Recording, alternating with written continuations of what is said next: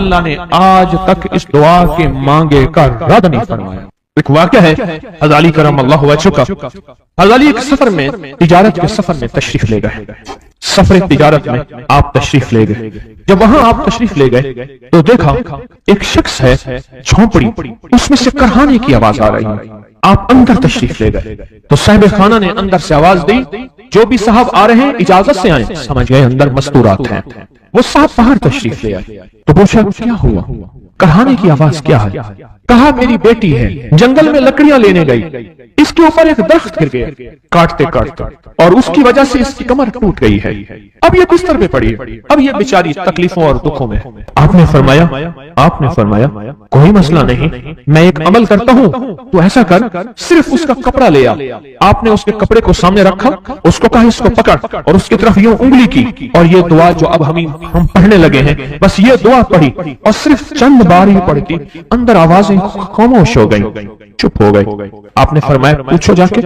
آپ کو بندہ اندر گیا تو واپس آیا، کہا بیٹی کو نیند آ گئی ہے، آج کئی ہفتے ہو گئے ہیں سو نہیں سکی، درد سے کرہا رہی تھی، اس کو نیند آ گئی ہے۔ آپ فرمانے لگے میں سفر میں جا رہا ہوں، جب واپس آؤں گا نا پھر پوچھوں گا، اگر کوئی تکلیف ہوئی تو پھر دم کروں گا، پھر دعا کروں گا، اور انشاءاللہ ٹھیک ہو جائے گی۔ آپ چلے گئے، آگے تشریف لے گئے تو آپ کے ہم سفر تھے، ان کی سواریاں تھیں، ان میں سے ایک گھوڑا تھا جس گھوڑے کو ٹھوکر لگی، چوٹ لگی، اس کے اگلے پاؤں کی ہڈی گھٹنا باہر نکل گیا، وہ ایک طرف ہو کے بیٹھ گیا، اس کا گھوڑا چل نہیں سکتا تھا۔ اس نے آ کے حضرت علی کرم اللہ درخواست کی کہ آقا اس کے لیے کچھ فرما دیں۔ فرمایا میں اس کے لیے دعا کرتا ہوں، یہ ٹھیک ہو جائے گا، اور آپ نے دعا پڑھنا شروع کر دی، اور فرمایا یہ اس کے ہاتھ پہ، اس کی ٹانگ پہ آپ نے ہاتھ پھیر دیا، جو بازور تھی ٹوٹی ہوئی نکلا ہوا گھٹنا تھا، فرمایا ٹھیک ہو گیا۔ اور قافلے والوں نے دیکھا وہ گھوڑا سب سے آگے تھا، سب سے سبق رفتار تھا، اور سب سے لاجواب تھا۔ آگے ایک جگہ تشریف لے گئے تو قافلے کو پیاس لگی، پانی کی ضرورت تھی، کنواں دیکھا تو کنواں خشک تھا۔ آپ نے فرمایا کوئی بات نہیں، یہ دعا پڑھی، اور دعا کو پڑھ کے اپنا لعاب کنویں میں ڈال دیا۔ فرمایا کنویں میں پانی کا ایک جوش اٹھا، اور پانی اٹھا اور منڈیر سے باہر نکلا، لوگ پینے لگے تو آپ نے روک دیا، فرمایا مت پیو، کنویں کا جو کھڑا کالا پانی ہے وہ نکل جائے، اور پھر شفاف پانی جب نکلا فرمایا یہ پانی پیو، مشکیزیں بھرو، سواریوں کو پلاؤ۔ قافلہ چلتا رہا، آگے تشریف لے گئے، آگے دیکھا تو کھانا ختم ہو گیا، اتنا کھانا تھا کہ اب کھا لیں، آئندہ کیسے کھائیں گے؟ تو آپ نے فرمایا جو کھانا ہے لے آؤ۔ آپ نے کھانے کو رکھا، اوپر کپڑا ڈال دیا، اور یہ دعا پڑھنی شروع کر دی، جو ابھی ہم بیٹھ کے پڑھیں گے، خوش قسمت ہیں۔ اور کپڑا ڈال کے فرمایا دعا فرمائی، یہ عمل فرمایا، یہ دعا پڑھی، اور اس کے بعد فرمایا دیکھو کھا لیا، اور فرمایا ہمارا 17 دن کا سفر تھا، اس 17 دن میں ہم نے کھایا، لوگوں کو کھلایا، جہاں لوگ آتے تھے ان کو بٹھاتے تھے، دسترخوان ہمارا تھا چند افراد کا، پھر سینکڑوں لوگوں نے کھایا۔ 17 دن کے سفر میں تھوڑی سی کمی بھی نہ ہوئی، جب گھر لوٹے تو وہی کا وہی ہمارا خزانہ، کھانا، وہی سارا توشہ موجود تھا۔ آگے تشریف لے گئے تو ایک تجارت میں ایک دیکھا تو ایک بندہ ہے ٹھیکریوں پہ ٹھیکریاں مار رہا ہے، آپ اس کی طرف تشریف لے گئے، آپ نے اس کو جا کے دیکھا، لگتا ہے کہ تو پرانا جواری ہے۔ اس نے کہا جوا کھیلتا تھا، سب کچھ ہار بیٹھا ہوں، ہر چیز زندگی ختم ہو گئی ہے۔ آپ نے فرمایا اچھا ایسا کر توبہ کی نیت کر لے، اللہ سے توبہ کر لے، اور پھر میں تیرے لیے دعا بھی کرتا ہوں، عمل بھی کرتا ہوں، تو ایسا کر پتھر پہ پتھر مار، تیرا ہر پتھر سونے کا بنتا جائے گا۔ آپ بیٹھ گئے، اس نے ویسے ہی پتھر پہ پتھر مارا، اور جیسے بیچارہ بے بسی کی حالت میں پہلے مار رہا تھا، آپ نے دعا کرنی شروع کر دی، یہ دعا پڑھنی شروع کر دی، اور دعا پڑھتے پڑھتے دیکھا تو لوگوں نے پتھروں کی شکلیں بدلنا شروع ہو گئی، اور جو پتھر بھی اس کے ہاتھ میں آیا تھا وہ سارے پتھر سونے کے بن گئے۔ آپ نے سارا سونا اس کو دیا، چل پڑے۔ سفر میں آگے جاتے جاتے دیکھا کہ ایک شخص ہے، اس کے ساتھ ایک بچہ ہے، ایک بوڑھی عورت ہے، ایک بوڑھا گدھا ہے، اور وہ سارے پیدل چل رہے ہیں، گدھے کو سواری کو ساتھ لیے ہوئے۔ تو آپ نے پوچھا کیا ہوا؟ انہوں نے کہا ایک سانپ ہے جس گدھے پہ مسلط ہے، وہ سامنے بیٹھا ہے، وہ نیچے نہیں اتر رہا، ہم نے مارنے کی کوشش کی ہے، اس کی پھنکار سے عصا جل جاتا ہے، اور جلا ہوا عصا دکھایا، ڈنڈا جلا ہوا دکھایا کہ پھنکار سے ڈنڈا جل جاتا ہے، وہ مسلط ہے گدھے پہ، ہم پیدل چل رہے ہیں، منزل پہ ہے، سانپ مسلط ہے، اس کا کوئی حل نہیں۔ آپ نے فرمایا اس گدھے کو اس جھاڑی سے اس درخت سے باندھ دو، اور باندھ کے آپ قبلہ رخ ہوئے اور یہ دعا پڑھنی شروع کر دی، اور فرمایا پھر دوسرے رخ ہوئے اور یہ دعا پڑھنی شروع کر دی، اور تیسرے رخ ہوئے اور دعا پڑھنے کے بعد آپ نے اس سانپ پہ پھونک مارا، سانپ چونٹی بن کے چھلانگ لگائی اور غائب ہو گیا۔ تو انہوں نے پوچھا آقا یہ کیا تھا؟ فرمایا یہ تمہارے اوپر ایک دشمن جن مسلط تھا جو کہ تمہاری جانوں اور عزتوں کا لٹیرا تھا۔ آخرکار آپ کے غلام نے آپ سے پوچھا آقا اگر آپ یہ دعا ہمیں سکھا دیں، چشمہ فیض سے گر ایک اشارہ ہو جائے، چشمہ فیض سے گر ایک اشارہ ہو جائے، لطف ہو آپ کا اور کام ہمارا ہو جائے۔ آئیں بسم اللہ کر کے اس دعا کو پہلے سنتے ہیں۔ یا وہاب حبلی من نعمت الدنیا والآخرہ انک انت الوہاب۔ اللہ کے ولیوں نے اپنی کتابوں میں ایک بات لکھی ہے، ہم نے جب بھی اس دعا کو پڑھا اللہ پاک جل شانہ نے اس سے فوری عطا فرمایا، ورنہ اس کے نسبت عطا فرمائی، اور ورنہ چند لمحوں میں عطا فرمایا، ورنہ چند دنوں میں۔ اللہ نے آج تک اس دعا کے مانگے کا رد نہیں فرمایا۔ ریس کی وسعت کے لیے جو میں بتاتا ہوں، ایک بندہ ہے 129 دن اور 129 دفعہ سورۃ کوثر پڑھ اور پھر آنکھوں سے رب کی طاقت کے جلوے دیکھ۔ 129 دن اور 129 بار۔ آپ بتائیں جو یہ پڑھتے ہیں 129 بار سورۃ کوثر کتنا وقت لگتا ہے؟ صحیح بتائیں، اگر نہیں پڑھتے نہ بتانا۔ 10 منٹ کی آواز بھی ہے، 7-8 منٹ کی آواز بھی ہے، 15 منٹ کی آواز بھی ہے۔ ہم 15 منٹ لے لیتے ہیں، 15 منٹ لے لیتے۔ کیا روزانہ کے 15 منٹ ہمارے لیے مشکل ہے؟ 129 بار سورۃ کوثر، اور اگر جگہ اور وقت ایک ہو تو پھر اس کی طاقت اور تاثیر پر دگنی ہو جاتی ہے۔ زمان اور مکان وہی وقت وہی جگہ، مجبوراً اگر نہیں ہے تو کوئی حرج نہیں، پر یقین دل کی گہرائیوں، اندر کا درد اور پورے خشوع خضوع، دھیان، طلب، تڑپ اور جذبے کے ساتھ پڑھ 129 بار۔ اصل میں یہ 129 کا جو عدد ہے نا، لفظ لطیف کا عدد ہے، یا لطیف ہے نا، لطیف 129 بار اور 129 دن۔ پھر قدرت کے خزانے اور رب کی رحمت کے خزانے، اس کی عطا اور شفقت کے خزانے، اس کی مہربانی کے خزانے۔ ایک اور چیز بتاؤ، دیدار مصطفیٰ کے لیے، کملی والے کے دیدار کے لیے سورۃ کوثر بہت باکمال ہے۔ آپ اس کے فائدے سنتے جائیں، 129 دفعہ کے فائدے ذرا سنتے جائیں، کیونکہ میرے آقا کی تسلیم کے لیے، دلجوئیوں کے لیے یہ آیت، یہ سورت اتری تھی۔ قرآن کی سب سے چھوٹی سورت ہے۔ دلجوئیوں کے لیے تانے دے دے کے ظالموں نے میرے آقا کے سینے کو چھلنی کیا، اور اللہ پاک جل شانہ نے فرمایا میرے حبیب کیوں غمزدہ ہے، ہم نے آپ کو کوثر دے دی۔ اور میرے حبیب یہ جو تانے دینے والے ہیں، آپ پہ جادو کرنے والے ہیں، آپ پہ نظر بس کے حملے کرنے والے ہیں، اور آپ کے ساتھ حسد کرنے والے ہیں، یہ ان شان آقا ابتر، یہ تو ایسی ابتر ہوگی، ان کی زندگی ابتر ہوگی، ابتر سے ابتر اور ابتر ہوگی کہ بس زمانہ دیکھے گا وہ شماتت الاعداء، اور ان کے دشمن ان پہ ہنسیں گے، ایسے ابتر ہو۔ 129 بار سورۃ کوثر دیدار مصطفیٰ کے لیے، 129 بار سورۃ کوثر جادو کے آخری توڑ کے لیے، 129 بار سورۃ کوثر جادو کو خود پلٹانے کے لیے، پلٹ جاتا ہے۔ 129 بار سورۃ کوثر آفات اور بلیات کو دور کرنے کے لیے، 129 بار سورۃ کوثر انزائٹی، ٹینشن، ڈپریشن اور اسٹریس کے لیے، اور 129 بار سورۃ کوثر پرسکون نیند کے لیے، 129 بار سورۃ کوثر پرسکون زندگی کے لیے، اور 129 بار سورۃ کوثر دنیا حسن۔ وہ طاقتور چیز ہے جو 7 نسلوں کو کھلاتی بھی ہے، پلاتی بھی ہے، سکون کی نیند سلاتی بھی ہے، اچھا لباس پہناتی بھی ہے، عزتوں کے تاج سر پہ رکھواتی بھی ہے۔ اپنی زندگی کی ضرورت بنا لے۔ یہ کیا ہوگا؟ سورۃ فاتحہ کی آیات 7 ہیں۔ اللہ 7 آسمان اور 7 زمین کی جتنی بھی برکات ہیں، برکات من السماوات والارض، اللہ 7 آسمان اور 7 زمین کی ساری برکات اس کو عطا کر دے گا، اور لوگوں کو پتہ ہی نہیں ہوگا کہ یہ بندہ کتنا مالدار ہے، روحانیت کی طاقت اور روحانیت میں کتنا آگے ہے، کوئی پہچان بھی نہیں سکے گا۔ تو روحانیت میں یہ بندہ کتنا آگے اور کتنا آگے سے آگے بڑھ گیا، کسی کو علم بھی نہیں ہو۔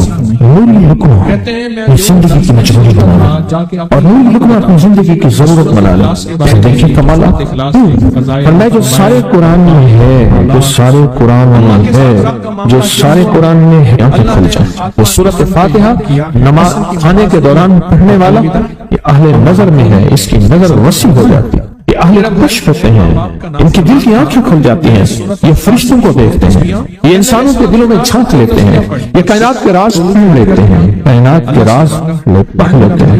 یہ اللہ پاک ان کے سامنے جنات آنکھوں سے دکھاتا ہے، حتیٰ کہ یہاں تک کہ اللہ قبر کے راز بھی ان کے اوپر کھول دے۔ نوری لکمے کا اثر یہ ہے دل کی آنکھیں کھل جاتی ہیں، دل کی آنکھیں کھل جاتی ہیں، دل کی آنکھیں کھل جاتی ہیں۔ یہ نور لکمے کی تاثیر تھی۔ چہرے کی آنکھیں تو سب کے پاس ہیں، دل کی آنکھیں سب کے پاس نہیں، دل کی آنکھیں سب کے پاس ہیں، چہرے کی آنکھیں سب کے پاس ہیں، دل کی آنکھیں سب کے پاس ہیں۔ نور لکمے کی یہ تاثیر ہے کہ دل کی آنکھیں کھل جاتی ہیں اور دل کی دنیا آباد اور دل کی دنیا شاد اور دل کا وہ بندہ بامراد بن جاتا ہے جو نوری لکمے اپنی زندگی میں شامل کرتا ہے۔ اور نوری لکمے سورۃ فاتحہ اور کتنی بات؟ اچھا، یہ سورۃ فاتحہ بیماریوں کا علاج۔ صحابہ کرام فرماتے ہم جا رہے تھے، کوئی ایک سردار تھا، اس کو بچھو نے کاٹ لیا اور اس کو چیخ رہا تھا بیچارہ، فرمایا سانپ کا کاٹا سوئے، بچھو کا کاٹا روئے۔ میرے پاس ایک سانپ کا کاٹا آیا تھا، ولودگی میں تھا، بہت ولودگی میں سے سوتا تھا، اور میں نے کہا اس کو سونے نہ دے، خیال نہ کیا جانے، ادھر سے ہٹا تو بندہ ختم ہو گیا، سانپ کا کاٹا۔ ہمارے والد صاحب رحمۃ اللہ علیہ کے ملک عبد الرحمان کو لائے تو کہنے لگے اس بچھو کے کاٹے کا علاج صحابہ کرام نے 7 بار سورۃ فاتحہ پڑھ کے اس پہ دم کر دیا اور وہ ٹھیک ہو گیا۔ اور میں جب سورۃ فاتحہ عرش سے زمین پہ آئی، نازل ہوئی، گونج اٹھی، ایک آواز آئی، اور میں اللہ سے آج وہ چیز زمانے پہ زمین پہ نازل کی ہے جو اس سے پہلے کبھی آئی نہیں تھی اور جو اس کے بعد کبھی آئے گی، اس سے پہلے کبھی آئی نہیں تھی، اس کے بعد کبھی آئے گی۔ اور جب سورۃ فاتحہ نازل ہوئی، شیطان رویا، پیٹا، اپنا سر پہ راکھ ڈالی اور اتنا شور کیا کہ اے کاش کہ یہ سورۃ فاتحہ آئی ہے، اور اگر آئی ہے تو واپس چلی جائے، اگر واپس نہیں گئی تو کسی کی زبان پہ نہ جائے، یعنی کوئی اس کو پڑھ نہ سکے، اگر پڑھے تو اس کا یقین نہ ملے۔ یقین سے پڑھنے والے کی دنیا بھی، آخرت بھی، رزق بھی، عزت بھی، صحت بھی، تونگری بھی، بادشاہت بھی، خوشیاں خوشحالیاں بھی یقین سے پڑھنے والے کو ملتی ہیں۔ اور اس لیے آج بھی شیطان سورۃ فاتحہ سے لرزتا ہے کہ سورۃ فاتحہ پڑھنے سے جنات اور شیاطین ایسے دور ہوتے ہیں، ایسے کہ میلوں دور چلے جاتے ہیں اور اس بندے سے خوف زدہ ہوتے ہیں جو سورۃ فاتحہ پڑھتا ہے۔ کھانے کے دوران اس کی حکمت کیا ہے؟ انسان کھانے کے دوران مشغول ہوتا ہے، کھانے کی لذتوں میں کھویا ہوا ہوتا ہے، اور اگر بھوک بہت زیادہ ہو، بھوک بہت زیادہ ہو تو پھر تو ہوش نہیں ہوتا، ہوش نہیں، پھر ہوش ہی نہیں ہوتا اگر بھوک بہت زیادہ ہو۔ اب اسی دوران جس طرح سنے غور سے بڑی عجیب بات بتا رہا ہوں، حضرت امام جعفر صادق سلام اللہ رضوان اللہ تعالی علیہ مجمعین اللہ کے ولی تھے، ولایت کے تاجدار تھے، سرداروں کے سردار تھے، اولیاء کے سردار تھے۔ میں بازار میں جاتے تھے، جاتے پھر واپس آ جاتے، پھر جاتے کچھ نہیں خریدتے۔ کسی نے پوچھا کیوں جاتے ہیں؟ سر میں 2 وعدے لینے، کیا میں جا کے بازار میں ہر بندے کو سلام کرتا ہوں، اور سلام کا جواب دیتے ہیں، اور کیا پتہ کسی کے سلام کا جواب ایسا ہو جو اللہ کے ہاں مقبول بھی ہو، محبوب بھی ہو۔ اور پھر فرمایا بازار میں جاتا ہوں اور جا کے بازار میں جاتا ہوں اور جا کے بازار کی دعا پڑھتا ہوں۔ فرمایا جو چوتھا کلمہ گھر میں پڑھے گا اس کو 10 نیکیاں ملیں گی، اور جو بازار میں پڑھے گا کتنی نیکیاں ملیں گی؟ 10 لاکھ نیکیاں ملیں گی۔ فرمایا میں 10 لاکھ نیکیاں کمانے کے لیے جاتا ہوں۔ آل رسول کی محبتیں، عبادتوں کا حرص دیکھیں، ہمیں مال کا حرص، انہیں اعمال کا حرص۔ وہی دعا، وہی چوتھا کلمہ گھر میں پڑھیں، 10 نیکی ہیں، بازار میں پڑھیں کیونکہ وہ ہر بندہ مشغول ہے، دنیا میں، مال میں، چیزوں میں، بھاؤ تاؤ میں لگا ہوا ہے، وہی بازار میں پڑھیں تو 10 لاکھ نیکیاں۔ اسی طرح کھانے کے دوران جب لذت ہے، کھانے کے دوران ذائقہ ہے، اور کھانے کے دوران لذت اور ذائقے میں اگر کوئی بندہ سورۃ فاتحہ پڑھ لے تو اللہ کہتا ہے تو ان لذتوں میں مجھے نہ بھولا، ان کھانے کی چیزوں میں مجھے نہ بھولا، ان ساری کیفیتوں میں مجھے نہ بھولا، اللہ خوش ہوتا ہے۔ اور پھر اللہ جل شانہ اسے 7 آسمان اور 7 زمین کی برکتیں حوالے کر دیتا ہے، اور جس کے پاس 7 آسمان 7 زمین کی برکتیں ہیں، یہ ساری عبادتیں کھانے کے دوران کوئی معنی نہیں رکھتی، پھر ایسی سمیٹ کے اللہ کائنات کو اسے دے دیتا ہے۔ نوری لقمے کی تلاش کریں، نوری لقمہ زندگی میں لے آئیں اور خوشحال زندگی گزرے گی، بہت لاجواب زندگی گزرے گی۔ 7 دفعہ سورۃ فاتحہ سے قرضے اتر جاتے ہیں، 7 دفعہ سورۃ فاتحہ سے بیٹے مل جاتے ہیں، 7 دفعہ سورۃ فاتحہ سے نعمتیں، اور 7 دفعہ سورۃ فاتحہ وہ طاقتور چیز ہے جو 7 نسلوں کو کھلاتی بھی ہے،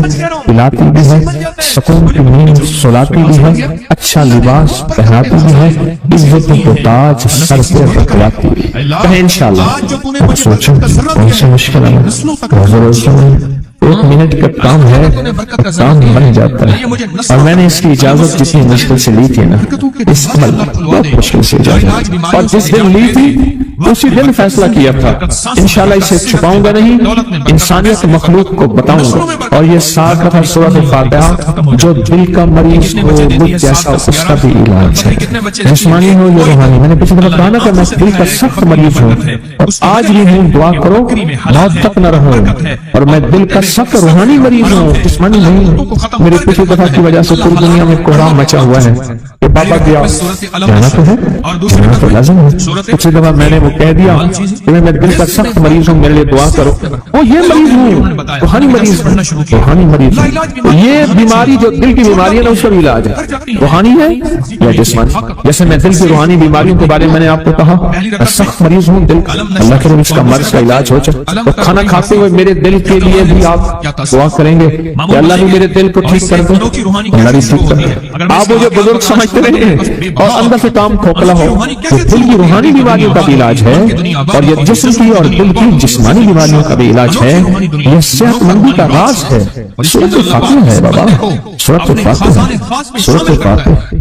جو بندہ سورۃ فاتحہ پڑھتا ہے ایک بار اللہ جل شانہ ان 7 آیات کی تاثیر اور طاقت اسے عطا فرماتے ہیں، اور 7 سمندروں میں جو غذا، رزق، طاقت اور قوت اللہ نے رکھی ہے اس کا حصہ اس بندے کو دیتے ہیں وہ صرف ایک بار سورۃ فاتحہ۔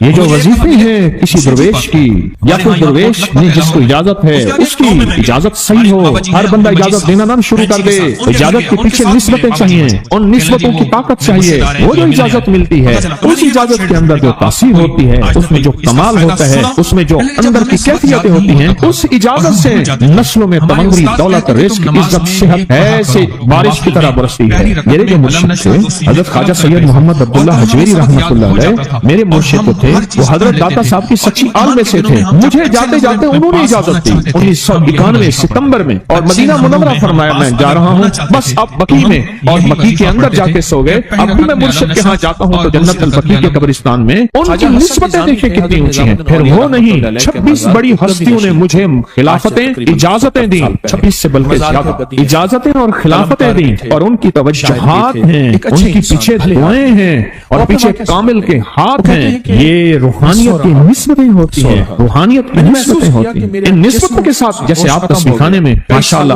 پوری دنیا میں لوگ یہاں آئے ہوئے ہیں، اور بڑے بڑے ہستیاں یہاں آئی ہوئی ہیں جو مٹی ہو کے چٹائیوں پہ پڑے ہیں، خواتین میں بھی مردوں میں بھی، بڑے بڑے عہدوں والے، عزت والے، بڑے بڑے مقام والے یہاں اپنے مرشد خانے میں بے حیثیت ہو کے پڑے ہیں۔ جو بے حیثیت ہو کے آتا ہے اللہ اس کو عزت اور مقام اور حیثیت دے۔ کہنے لگا میں نے نا حمزات کو قابو کرنے کے لیے میں نے ایک عمل کیا۔ عمل یہ تھا کہ ایک بڑا سا تھال لے لے، جیسے یہ گارے اور مٹی میں تھال ہوتے ہیں، اس کا چراغ بنا لے، اس میں 10 کلو تیل ڈالیں اور بڑی ساری بتی ہو، ٹھیک، اس کی بتی جلائیں، 10 کلو تیل جلنا ہے، کتنا تیل جلنا ہے، اس کی بتی میں، اس کی لو میں دیکھنا ہے، اور پھر بیٹھنا اس انداز سے ہے کہ میرا سایہ ہو، اور پھر میں اپنے سائے کو بھی دیکھوں، لو کو بھی دیکھوں، اور اس کے بعد یہ وظیفہ پڑھنا ہے۔ 40 دن میں یہ 10 کلو تیل جل جاتا ہے، دن رات بیٹھنا ہے اور اس کو پڑھنا ہے۔ 30 دن جب گزرے تھے، 30 دن گزرنے کے بعد اس کو نقشے نظر آنا شروع ہوئے، نقشے یہ نظر آنا شروع ہوئے کہ گھر ہے، بچے ہیں، کھیل رہے ہیں، اماں بیٹھی ہے، آپس میں بچے کو لڑ بھی رہے ہیں، کھا بھی رہے ہیں، پی بھی رہے ہیں۔ اس نے ادھر سے توجہ ہٹائی۔ مرشد نے فرمایا تھا کہ دیکھ میری نگرانی میں عمل کر رہا، نقشے نظر آئیں گے کسی نقشے میں، نہ توجہ کرنا نہ خوف کرنا، خوف بھی آئے گا، چیزیں بھی آئیں گے، نہ کرنا، بس نہ کرنا۔ کر دوسرے دن آفس سے نظر آیا، پھر بچے ہیں کسی باغ میں کھیل رہے ہیں، ایک بچہ پھر گم ہو جاتا ہے، ماں روتی ہے، اتنا روتی ہے اس کو رونا آ جاتا ہے۔ پھر خیال آیا مسجد نے فرمایا تھا کسی توجہ نہ کر، یہ کیا نقشہ شروع ہو گیا؟ اچھا 2 دن کے بعد نقشہ آیا، بچے کھیلتے کھیلتے کھجور پہ چڑھ گئے، ایک بچہ جو اوپر سے گرا اس کے بازو ٹوٹ گئی، لات ٹوٹ گئی، اب پتہ چلا وہ تو مر گیا۔ اب اس کی میت پہ جو اماں نے بینڈ ڈالے، جو ابے نے روئے اور گھر کی مائیاں روئی، اصل اس کو وظیفے سے ہٹانا تھا اور اس کی نظر جو وہ وہاں سے نظر سے ہٹانا تھا۔ پھر اس کو مرشد کا خیال آیا کہ توجہ نہیں ہٹانا، دھیان نہیں ہٹانا۔ پھر خیال آیا جب مرشد کامل ہو فائدہ کبھی نہیں ہوگا جب تک یقین کامل ہو، اصل توجہ ہٹانی ہے۔ اور بہت زیادہ رونا اور اتنا رونا کہ سرکار کا خیال آیا، بچے کو لے جا رہے ہیں، اس کی میت پھر قبر کھود رہے ہیں، پھر اس کا یہ کر رہے ہیں، رونا اتنا کہ اس کے آنسو، رونے کی کوئی کیفیت تھی مائیوں کی۔ 2 دن ابھی رہتے تھے 40 دن میں سے، تو پھر وہی گھر نظر آیا، بچے کھیل رہے ہیں، شوہر آیا، اس نے آ کے کہا مجھے روٹی دو۔ انہوں نے کہا گھر میں تو کچھ بھی نہیں ہے، لکڑیاں نہیں ہیں، آپ نے کچھ دیا ہی نہیں، ابھی کی لڑائی ہو گئی۔ انہوں نے کہا پھر ٹھیک ہے میں آج سب کو جلا دے۔ اس نے کہا لکڑیاں لے آیا، ادھر ادھر سے لکڑیاں لا کے نہ سے اس نے وہ لکڑیاں جلائیں، بچوں کو اٹھا کے جو ڈالا آگ میں، چیخیں نکلی بچوں، دوسرے کو پکڑ کے ڈالا، تیسرے کو ڈالا، چوتھے کو ڈالا، آگ میں ڈالتا جا رہا ہے، مائی چیخ رہی ہے تو حرام ہے، زندہ بچے چھوٹے معصوموں کو آگ میں ڈال رہا، ڈالتے ڈالتے کہنے لگے تو بچ گئی ہے نہیں، آخر پکڑ تجھے ڈالتا ہوں۔ جب اس کے ڈال کے کہنے لگا اب اس عامل کو تو بچ گیا ہے، ایسے اس کو ایسے ایسے پکڑنے لگا اور پیچھے مرشد کا کھینچ کے تھپڑ اس کو آیا، کھینچ کے تھپڑ سارا نقشہ ختم ہو گیا۔ کہنے لگا یہ کیا تھا؟ مرشد کامل ایسا ہوگا جرا لولو دے وچ بسے ہو، نال نگاہ دے پاک کریندا، نہ صابن سچی کھتے ہو۔ یہ اس وقت ہوگا جب یقین ہوگا، جب تیرا یقین کمزور ہے۔ مرشد کامل ہے، یقین کامل نہیں، ناکام رہے گا ساری زندگی، تھرمامیٹر لگاتا رہے گا۔ کوئی کہہ دے گا کہ تیرا مرشد 1 نمبر ہے، ولی ہے، کہا سبحان اللہ۔ کوئی کہہ دے گا 2 نمبر ہے، کہا توبہ توبہ، ساری عمر اسی زندگی میں رہے گا، کبھی نہیں پا سکے گا۔ 40 دن کے بعد مرشد کی خدمت میں حاضر ہو اور سارے نقشے بتائے، پر میں نہ بتاؤں ہم دیکھ رہے ہیں۔ علامہ فخر الدین رازی رحمۃ اللہ علیہ کا مشہور واقعہ ہے، مرید جو ہے آپ کا سینکڑوں میل دور، اور وہ مرید وہ تھا جو ساری عمر اللہ کے وجود کو کہتا رہا کہ اللہ کے وجود کو نہ ماننے والے کہتے تھے کوئی اللہ نہیں ہے، کہاں ہے دکھاؤ، ہر چیز خود بخود بن گئی ہے، خود بخود ختم ہو جائے گی۔ ان کے پاس 100 دلیلیں تھیں، 100 دلیلیں تھیں، اور آج تک ان کی دلیلوں کو کوئی توڑ نہیں سکا تھا اللہ کے وجود پہ۔ آخری وقت اور آخری وقت کے اندر ایک دروازہ کھٹکھٹایا کسی کہ جناب ایک بزرگ آپ سے ملنے آئے۔ وہ بزرگ ان کے دوست سے پوچھتے ہیں اوہو آپ کا آخری وقت ہے، میں ملنے آیا، اور وہ بزرگ نہیں تھا، وہ شیطان کی شکل بن کے آیا۔ اس نے آتے ہی وہ مسئلہ چھیڑ دیا، آج تک اس کی دلیلیں کوئی نہیں توڑ سکا تھا، یہ اس کی دلیل توڑ گیا، پہلی دلیل ٹوٹ گئی۔ اس نے دوسری دی اللہ ہے، اس نے وہ دلیل بھی توڑ دی کہ اللہ نہیں ہے، اس نے تیسری دی اللہ ہے، اس نے وہ اپنے علم کی طاقت وہ دلیل بھی توڑ دی، چوتھی 99 دلیلیں توڑی، ابھی ایک دلیل باقی رہتی ہے، اگر وہ بھی دلیل گئی تو یہ بھی کہتا ہے اللہ نہیں، اور آخری وقت میں رب کے وجود کا انکار کر کے خاتمہ خراب کر کے گیا۔ مرشد وضو فرما رہے تھے، دور کہیں میلوں میلوں دور اللہ نے اپنی طاقت قدرت سے نقشے ہٹائے سامنے سے، اور نقشے ہٹائے کہ تیرا مرید گیا، وہیں سے وضو کا پانی چلو بھر کے نہ زور سے پھینکا، اور کانوں میں آواز آئی کیوں دلیلیں دے رہا ہے؟ تو نہیں کہتا میں نے اللہ کو بغیر دلیل کے مانا، تو دلیلیں دے رہا ہے، کیوں نہیں کہتا کہ میں رب کو بغیر دلیل کے مانا؟ عمر رضی اللہ تعالیٰ عنہ امیر المومنین مسجد نبی میں خطبہ دے رہے ہیں، حضرت ساریہ صحابی تھے، وہ اس لشکر کے سپہ سالار تھے، میلوں سے میلوں سینکڑوں میل دور ایسے نقشے ہٹے، اور خطبے کے دوران انوکھی بات کہہ دی یا ساریہ الجبل، ساریہ پہاڑ کے پیچھے دیکھ دشمن وہاں سے حملہ کر رہا ہے، اور پھر خطبہ شروع کر دیا۔ جمعہ کا خطبہ تھا، یوں حیران یہ امیر المومنین نے کیا فرما دیا؟ جب حضرت ساریہ کا قافلہ آیا واپس تو فرمایا فلاں وقت فلاں لمحے فلاں وقت میں جمعے کے دن فلاں لمحے میں امیر المومنین آپ کی آواز